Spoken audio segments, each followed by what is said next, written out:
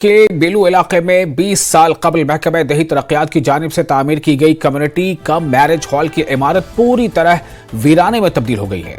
बेलू गांव में कसीर रकम खर्च करके महकमा दही तरक्यात इस इमारत की तामीर के अमल में सरगर्दा था, लेकिन किसी किस्म की देखरेख न होने से इमारत की हालत काफी खस्ता हो गई है, जबकि आज तक इसमें किसी किस्म की कोई तकरीब भी अमल में लाई नहीं गई।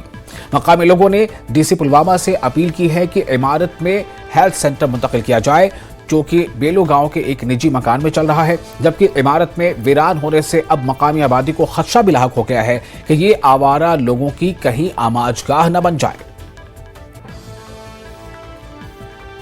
2004 में बनाए हैं, तब से ये बिल्डिंग ऐसे ही पड़ी है। जितने भी अमाउंट इस पर खर्च हो गया बेफजूल हो गया। अब हमें डर है कि बहुत सारे किस्म के लड़के होते हैं, शाम के टाइम वो क्या पता अंदर क्या हो रहा है, ना इसमें सिक्योरिटी है, ना इसमें कुछ ड्रग्स ज़्यादातर अब फैला है। तो हम डर लगता है कि हम क्या करेंगे।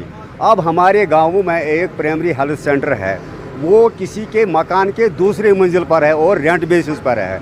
हम डीसी साहब से ये रिक्वेस्ट करते हैं, जो ये यहाँ 2 मंजिल वाली बिल्डिंग बनी है वो हेल्थ सेंटर यहाँ शिफ्ट करिए ताकि लोगों को फ़ायदा आ जाएगी। 5-8 साल से हम भी कंटिन्यूसली यही कह रहे हैं कि इसको प्राइमरी हेल्थ सेंटर में कन्वर्ट किया जाए, सो दैट कि हमें कोई फ़ायदा मिले।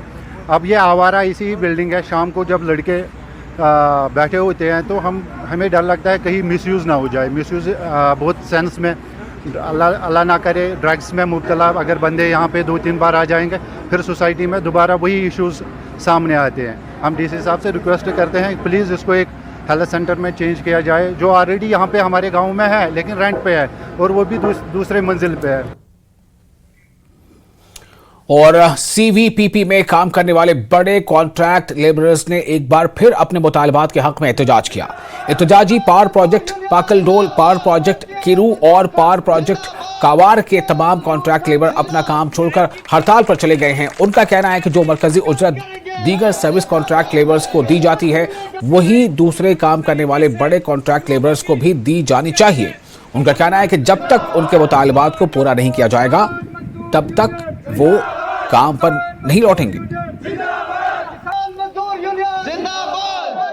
हर जगह पर जहां पर भी प्रोजेक्ट होते हैं स्पेशल रेट होता है। हमारे को सबसे पहले यहाँ पर इसी क्लाइंट ने एक हमारे को रूरल डिपार्टमेंट का रेट लगाया था 225। हमने पीछे लड़ाई लड़ी, जिसको 225 से करके वर्कर को एक सेटलमेंट करा।